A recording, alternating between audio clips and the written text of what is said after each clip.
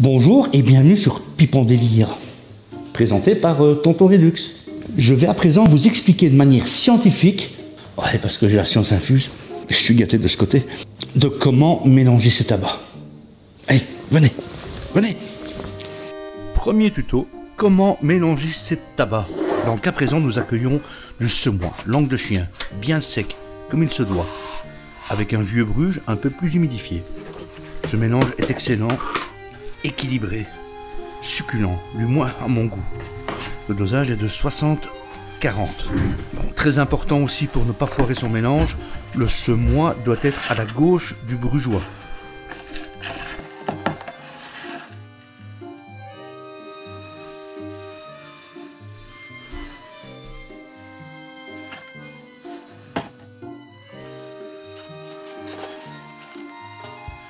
Bien entendu, ne pas mettre en contact trop rapidement les deux tabacs. Et à un moment donné bien précis, on commence l'orgie à l'aide de ses doigts.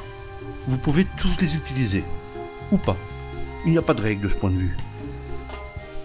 Ensuite, à l'aide de vos paumes, vous rassemblez l'ensemble en forme de carré. C'est facile comme vous le constatez.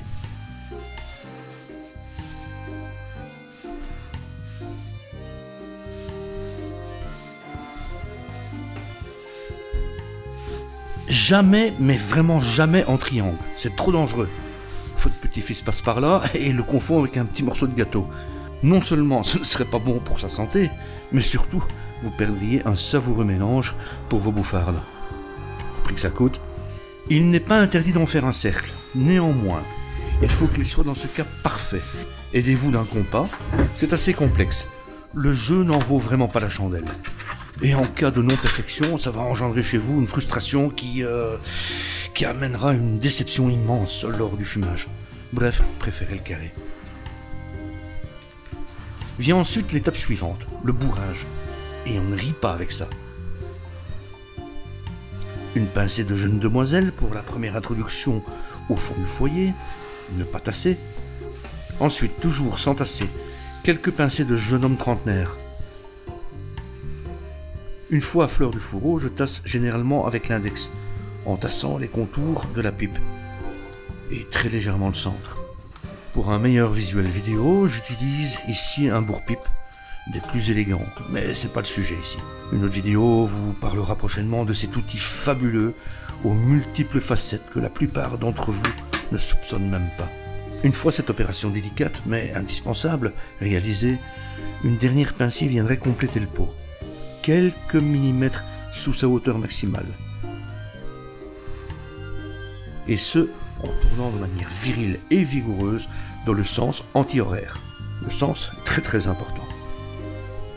Bien entendu, si vous êtes localisé au Burkina Faso ou en Patagonie, inversez le sens, bien sûr. Si vous appréciez un tirage un peu plus serré, munissez-vous d'un marqueur rouge, et j'insiste sur le rouge, et d'un maillet en bois. Tapotez légèrement. Si vous la voulez très serrée, votre pipe, utilisez un marteau dont le manche est jaune. Les autres couleurs, ça ne fonctionne pas, ou prou. Et bien voilà, je vous laisse le prochain tuto. Allumez sa pipe. Toutes les méthodes. À très bientôt. À bientôt pour un prochain tuto. Peut-être pas, on verra.